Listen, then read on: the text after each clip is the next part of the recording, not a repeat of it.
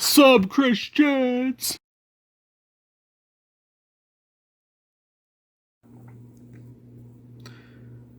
Okay, it says at the top, blessed are they who wash their robes, so have the right to the tree of life and enter the city through its gates. What this means is that the reward, which is getting through the gates, that if you do clean things or a good job or a great job or doing the correct moral right thing, you will be rewarded.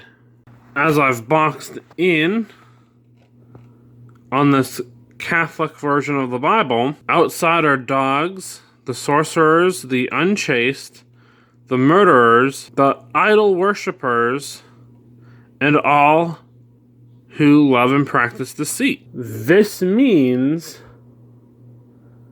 that any people engaging in those types of activities, that would include dog ownership, sorcerers, sexual deviants, people who homicide humans, people who put certain people and their achievements above their own, or people who are glorified in place of God, and people who continuously lie, people who are actively engaging in counterintelligence, people who are convicting those or trying to lure people into a conviction, even if that person did not commit a crime, but was tricked into pleading guilty into that kind of crime, whatever it might be. In this tiny little version, the Gideon Bible, it says the same thing.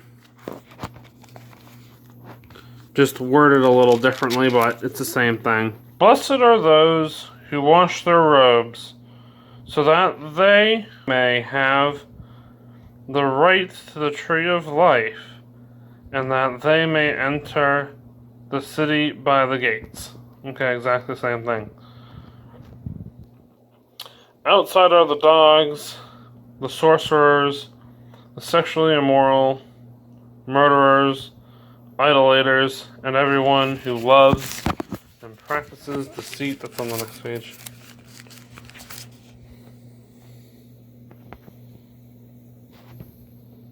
Okay. Falsehood. They use the term falsehood. That's the same thing as deceit, lies, counterintelligence. So, even though these Bibles are very different sizes,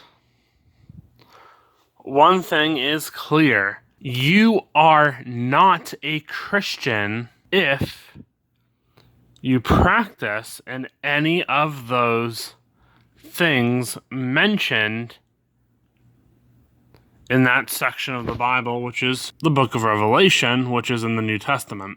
The problem in the United States of America is that, interestingly enough, as a side note, some sub-Christians do go to heaven. However, I'm going to be explaining right now in a list of what I mean in Revelation, what not to do. What is an outsider? Somebody who is outside the Christian faith. Okay? So pretty much you have failed and are most likely a sub-Christian if you're an outsider. Okay? Using or having dogs as pets or anything dog-related. Doing sorcery, which is replicating the devil's power. Okay? If you are sexually immoral, which I'm going to be talking about in another video. Okay? That's more like your BDSM type stuff and a few things beyond that, like adultery and other things. Murderers. Now what's interesting is when I actually talk to God, murderers can still go to heaven. I actually talked to God about this. However, if you're a Christian and you are allowing murderers, you are actually not a true Christian. You are a sub-Christian. But remember, God's orders are more important than Christian orders. However, this video is specifically explaining Christian orders. Right, if you're a Christian, you need to get right with what it says in the Bible. Okay? And if you want to go to heaven, you need to get right with God, which is more important than anything in the Bible. Okay, sub-Christians, if you're an idolater, which is a huge problem, especially with young Christians who really like to idolize those people who play sports, those people who like to sing music, and a lot of those people who are in politics where they seem to idolize these people. Or sometimes they idolize themselves. Very prideful, right? That's very anti-Christian. Or we would just call it sub-Christian or half-Christian. Moving on. Everyone who loves... I don't know how you could love practicing deceit and falsehoods. That doesn't make any sense to me. You're pretty much more demonic. No offense to the demons out there, because I understand that not all demons are evil, but it is pretty bizarre to really hate telling the truth. That is so strange. And those people love telling lies.